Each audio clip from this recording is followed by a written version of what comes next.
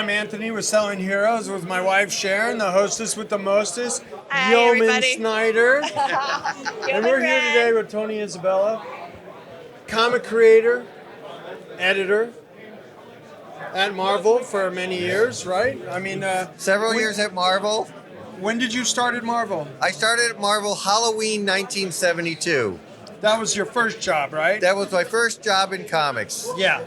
But then you went on to DC. Right, I worked at Marvel for about 4.5 years and then went to DC and then moved back to my hometown of Cleveland where I wrote stuff from Cleveland. Okay. So you were working hand in hand with Roy Thomas at the time, yes? Stan Lee I worked closely with Stan Lee because I was hired to edit the British weeklies that Marvel was doing. Of course. And I worked closely with Roy because I was also working on the black and white magazines. And at Marvel in those days, the staff salaries were terrible. Yeah. So they gave you lots of freelance to do. Roy liked my writing, and gradually I ended up doing more writing than anything else. Right. Now, those you mentioned the British weeklies. Those are always interesting to me because as an art dealer, I come across these one-off splashes that were just kind of they would catch up encapsulations, and it would be some, not name artist doing, like trying to do Neil Adams from Avengers '93 or something like that. A lot of young. What did you call those pages that were? We just call them splash pages. Yeah, but they were. If they were the long ones, they were gatefolds. Right. I mean, like for the British issues that caught up, like the encapsulation. What do you call that? Yeah. Summary. Yes, Synopsis. the summary pages. Yeah. Well, because British weeklies, the actual homegrown British weeklies would have several features of 2 to 4 pages each. So to emulate that, we'd have like 3 or 4 strips in one of our books, but we'd have to break them up so that they would last longer. Right. So whenever we broke up a story, one of my jobs was to create a new splash page. Yeah, exactly. That's what I was trying to get to. Yeah. And then basically what I did on the British weeklies, I designed a lot of the covers. I wrote the cover copy. I wrote letters pages. Oh, so you were art directing as well, not just editing. To the extent of saying, okay, this is what I'd like to see on the cover. Yeah, cool. We didn't really get too involved. We just knew we needed a cover that had one good scene and a couple of side scenes. Okay, so when in those early mid '70s, when those black characters were coming on, and Marvel and DC wanted to appeal to the African American market for no other, you'd have to say that because the movies, there was a whole movie genre developing of what we call blaxploitation, or what Shaft and Foxy Brown and stuff like that. So when did you come up with Black Lightning?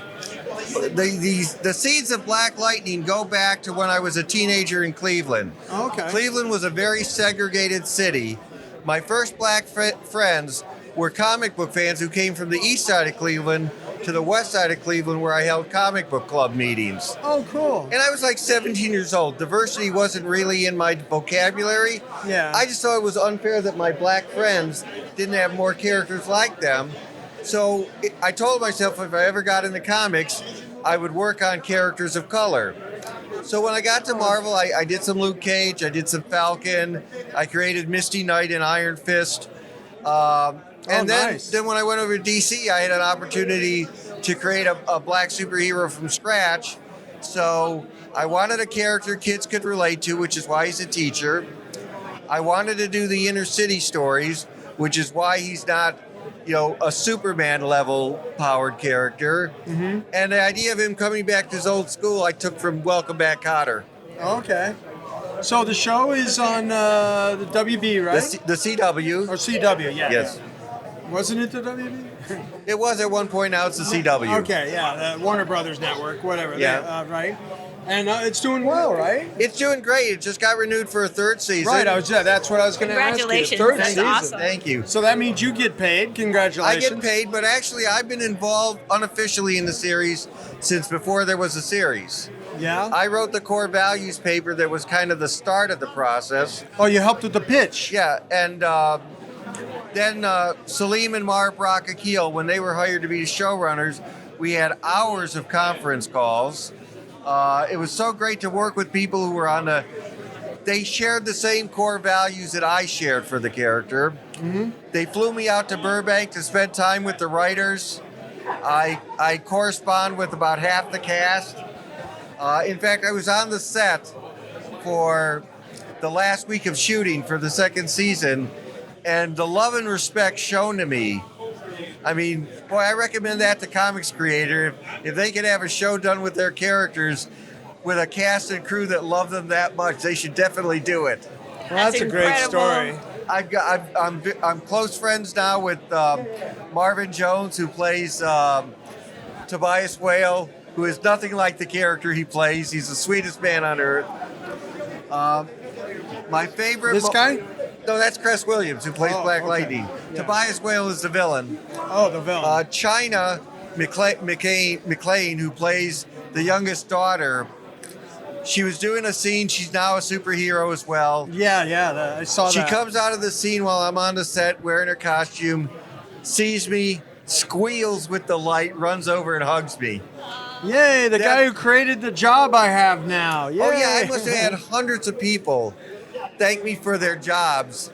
And understanding that this is obviously a very liberal set, the joke going around the set was that I created more jobs than Trump, and people actually got paid for them. Oh, cool.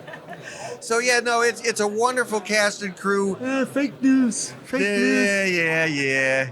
I know where the fake news is. I love it that you have achieved. I mean, found the success. You know, there was a kind of a drier period in there a few years where creators weren't getting their love and respect and the money that they deserve. I will say that the financial rewards. My career is very bipolar. Yeah. Movie and TV people adore me. Yeah. The comics industry, not so much. But I will say that DC and Marvel do honor their financial agreements with me. Right. Well, so I'm happy glad, on that. I'm just happy you're getting paid and you're happy. Yeah. I'm happy. I love you got the something show. like this, and you have that level of fulfillment that's coming from creating this whole hundreds of jobs on this production. You had something to do with that germinated with you. That's a cool thing. Well, they want me back on the set more often in the third season. I'm definitely going to do a cameo. Yeah, sure. There are people there that want to give me lines. So who knows? I might become a recurring character or something. Well, we need a new Willie Loman, now that Stan's gone, right? Well, there's a shot of me that you can find online. While I was on the set, I got to wear the Black Lightning vest. Oh, okay. So I've been telling people that next season there'll be a new character, Short Circuit. That's funny. Is he friend or foe? That's cool. Thank you so much, Thank Mr. you, Isabella. Anthony. I really appreciate Great. talking to you. Such a pleasure meeting you. I'm Anthony Snyder and Sharon Snyder and Tony and Isabella for Selling Heroes. Yay! Thank you.